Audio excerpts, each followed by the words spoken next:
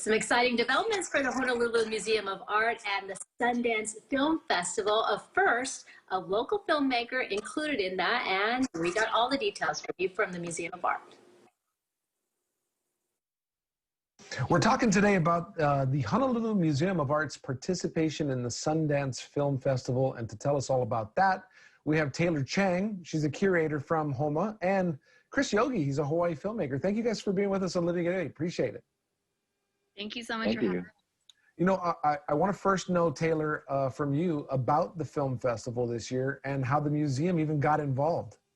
So many film festivals around the world, all the film festivals have been doing things differently, mainly transitioning to the virtual space.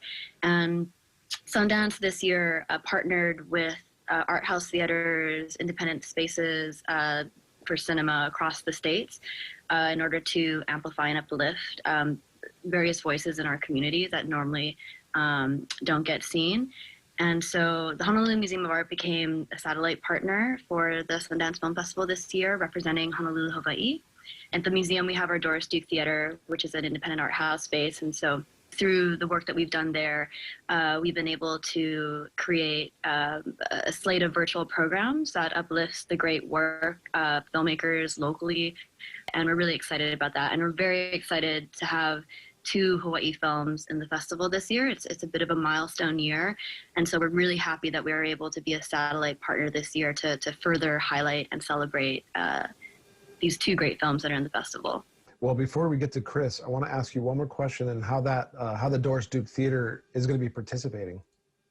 So the Doris Duke Theater, we're creating and hosting 5 virtual programs this year, where we're bringing together filmmakers from Hawaii and within Oceania and the continent to talk about various issues ranging from land-based activism and how that shows up in a great documentary work recently, to going to kind of the foundations of Hawaii cinema, how we got to this point, and also talking about how we can envision a future for Hawaii cinema going forward.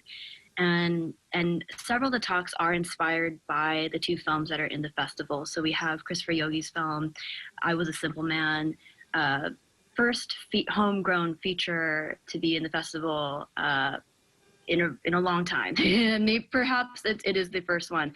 And so we're really excited about that. We have a virtual panel purely dedicated to kind of diving deeper into the themes of his film.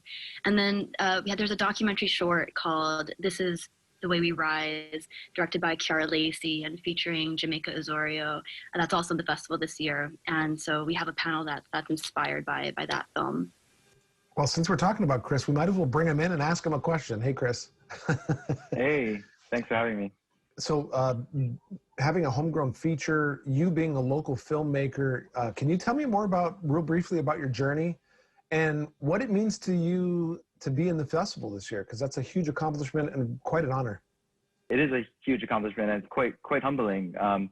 With this film, it's been a long journey. I've been trying to develop and write this film for over 10 years now. So it's been on my mind and something I've been chipping away at, trying to get done for a very long time. The most humbling thing is just that we were able to make a feature film at home that feels honest and feels personal and lived in and true to my experience, at least, having been born and raised on Oahu. And for me, that was the main thing, was just making something that felt honest to my experience, something that was inspired definitely by my family, by stories that I've heard over the years, and just by my intuition and feeling of what it means to be home. I know I don't want to ask too many questions about the movie because I know you don't want to give away the plot or anything, but it's rooted, specifically here in Hawaii. But what elements in the film can you tell us that you think Hawaii audiences will actually appreciate? It feels honest. Like, I hope that it feels like a lived experience and that people can relate to it. I know that for myself growing up, when I would see films set in or about Hawaii, it would feel different from my experience. Like, it wouldn't feel honest to what I was experiencing as someone living there. And so my hope is that me bringing my personal stories, things that I've just accumulated over the years, stories from my family, I'm hoping that when folks watch the film, they see something that they relate to, and they see that, oh wow, this really does feel like Hawaii. And to be able to do that was really the goal of the film. To be able to bring that to audiences, and now it's nerve-wracking because we'll see what people think. Well, I think it'll be fine. But to know what people think means people will have to watch it. And so, Taylor, I'm asking you, how does somebody sign up for the program this year?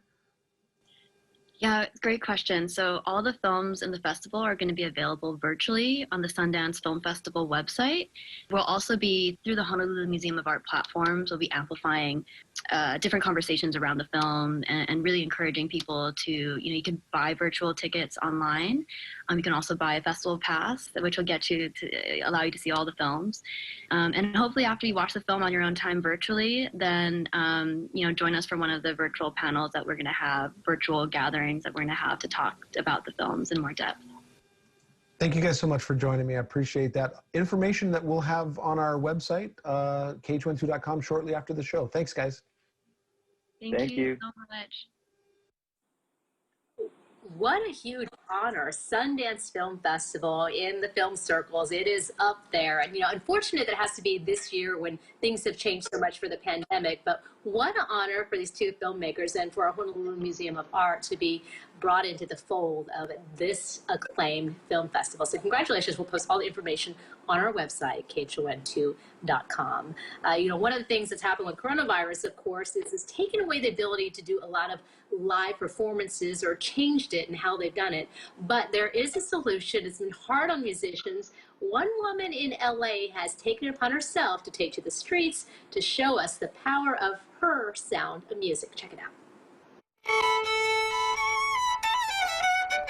She has a knack of turning an ordinary street corner into a sidewalk symphony.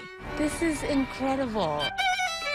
But it's Sheng-Ching Shu's why she can be found playing her beloved violin at various locations around Los Angeles on any given day that really pulls at the heartstrings. I started playing because I just miss playing for people so much, and I thought if I miss playing, there must be people missing listening as well. It's just wonderful for her to offer her talent in a time where people are isolated. These are my parents. Shu, who was just 17 when she left Taiwan to study music in the States, went on to receive her master's from the acclaimed Juilliard School in New York City. When COVID shut down her industry, it also shut down a part of her. It's not just difficult for performing artists financially, but also because this is what we do. And in a way, when we're not doing what we do, we kind of lose who we are, and I lost who I was. That is until she decided to pick up her bow and just play for anyone who happens to be walking by or those lucky enough to live on just the right corner. Even for the pop, Shu quickly becomes a stroll stopper. We don't get to go to concerts anymore, so this is really great. In the short time she's been holding these weekly mini-masked concerts, Shu's already grown a following. I've seen her several times now. Oh yeah, there's a smile in here. For Shu, it is that reaction that strikes just the right note, because in the midst of a pandemic, her music is proving to be medicine that doesn't cost a thing. Music gives people hope, music comforts, music heals people.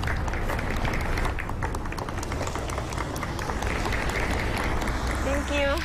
Thank you so much. Thank you. Oh, how beautiful. The healing power of music. It just really keeps so many people going. We've seen a lot of our local artists doing that more virtually through the computer screen, but great to have that live interaction on the streets and of her caliber, Juilliard. So nice to see that happening. All right.